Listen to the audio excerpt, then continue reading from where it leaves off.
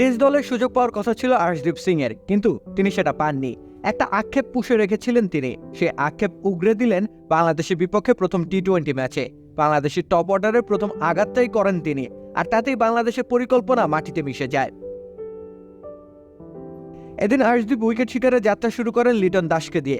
পাওয়ার প্লেতে দ্রুত রান তুলতে চেয়েছিলেন লিটন, তাই তো প্রথম ওভারে আগ্রাসী মনোভাবে ব্যাট চালান লিটন।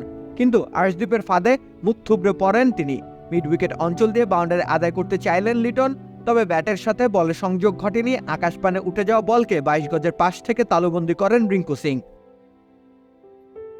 সেখানেই বরং বাংলাদেশ দলের সার্বিক পরিস্থিতির একটা পূর্বাভাস মিলে যায়।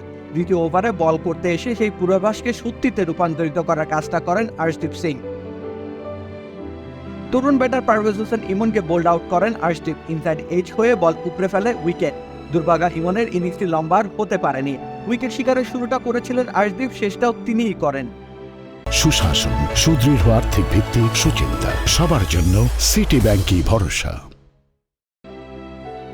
ইনিংসের দ্বিতীয় শেষ বলে বোল্ড করেন মুস্তাফিজুর রহমানকে, তাতে করে তার নামের পাশে যুক্ত হয়ে যায় 3টি উইকেট। তাছাড়া বল হাতে বেশ কৃপণতার পরিচয় দিয়েছেন আর্শদীপ। মাত্র 14 রান খরচা করেছেন 23টি বল করে। বাহাতি এই পেসারের মাহাত্ম্য সম্ভবত এখানেই। তিনি একাধারে উইকেট যেমন নিতে পারেন, তেমনি রান শুকিয়ে প্রতিপক্ষ ব্যাটারদের পিপাসায় অতিষ্ঠ করে তুলতে জানেন। আর এই কাজটা লাল বল হাতেও করবার প্রচন্ড ইচ্ছে তার। ধারাবাহিকতা বজায় থাকলে নিশ্চয়ই সেই সুযোগও পেয়ে যাবেন আর্শদীপ সিং। রাকিব হোসেন রুম্মান, খেলা 71।